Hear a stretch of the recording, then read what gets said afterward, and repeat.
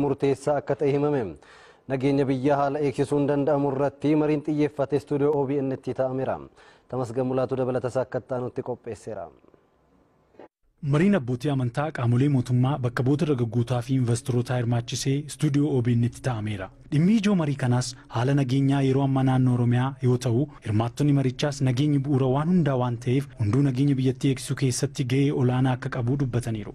Aadaa Oromoo keessattis iddoo olaanaa bu'uura olaanaa uummata keenya keessatti qaba waan ta'eef nageenyi kun yoo dhaban malee nagee kana faayidaa isaa gaafa dhaban beekan waan ta'eef nagee kana namoota wardiyaatee eeggachuu qabna.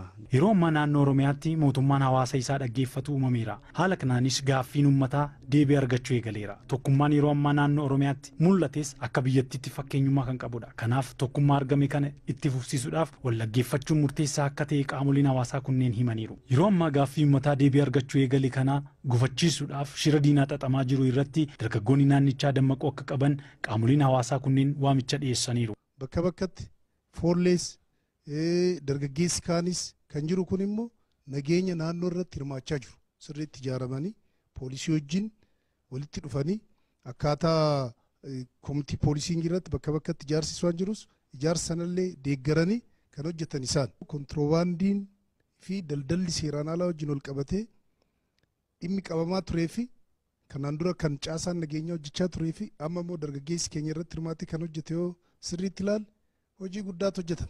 Naannoo kanatti dargaggeessi keenya bu'aa gurguddaa bakka itti buusee qaba.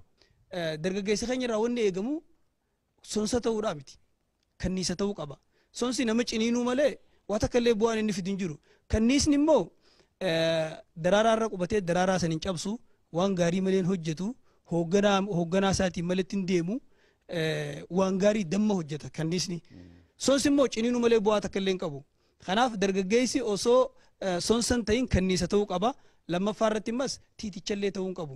Addunyaa kana irratti wanni heddumina qabu tiiticharra hin jiru. Tiitichi bu'aa takka illee hin qabu. Waan fokkottuu malee hojjetu bakka shuruuf kaawaa malee hin qubatu bifa kanniisa ta'uu qaba malee dargaggeessi keenya tiitichas ta'uu hin qabu jechuudha. Abbootiin amantaa marii kana irratti hirmaatanis rakkoo yeroo ammaa akka biyyaattis ta'e naannoo Oromiyaatti mudate furuu keessatti abbootiin amantaa gahee isaan irraa eegamu hin baane jedhaniiru. Gahee isaanii ba'uun hafe gahee isaanii baachuun ba'aa isaanii baachuun iyyuu hafe kun hundumtuu akka jiru akka wanta dhagaanatti hin fakkaatu. Maaliif rafanii jiru? Rafnee jirra namarraa kaasne. Abboonni amantaa ergama keenya ba'an jiru. Rafnee jirra. Abboonni amantaa gaafa uummanni booji'aman wajjin booji'amanii jajjabeessuu qabu. Abboonni amantaa barsiisuu qabu. Abboonni amantaa gahee isaanii ba'uu qabu. Bataskaanni biyya Oromiyaa keessa jirtu biyya keenya hundumaa keessa jirtu kan ishee lallabdu nagaadha. Kanaaf abbaan amantaa uummanni Oromiyaa kun amma kana gaafa dhuman dargaggoonni amma kana gaafa dhuman akka wanta dhageenye rafuun isaanii fuula Waaqayyootti gaafatamu.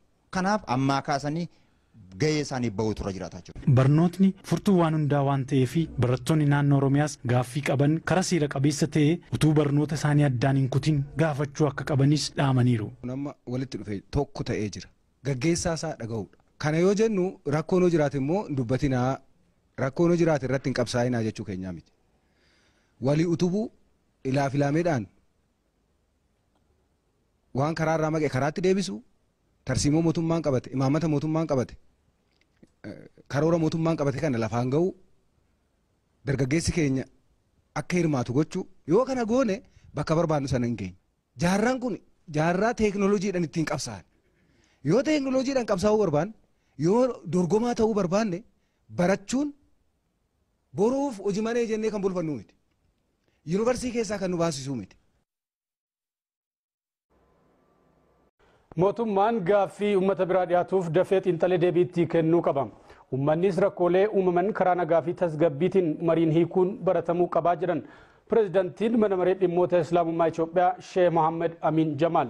Manni maree ulamaa'otaa daawwaa fi fatwaa Itoophiyaa dhimma nageenya biyyattii irratti mari'atee jira. Gabaasa isaa Abaata Fayyisaatu isinitti hima. Manni maree ulaamotaa daawwaa fi fatwaa Itoophiyaa dhimma nageenya biyyattii yeroo ammaa kana irratti mari'ateera. Haalli nageenya biyya keenyaa keessumaayyuu walitti bu'iinsa daangaatiin wal qabatee jiru nu yaaddessee nageenyi boora'uun misooma duubatti harkisa.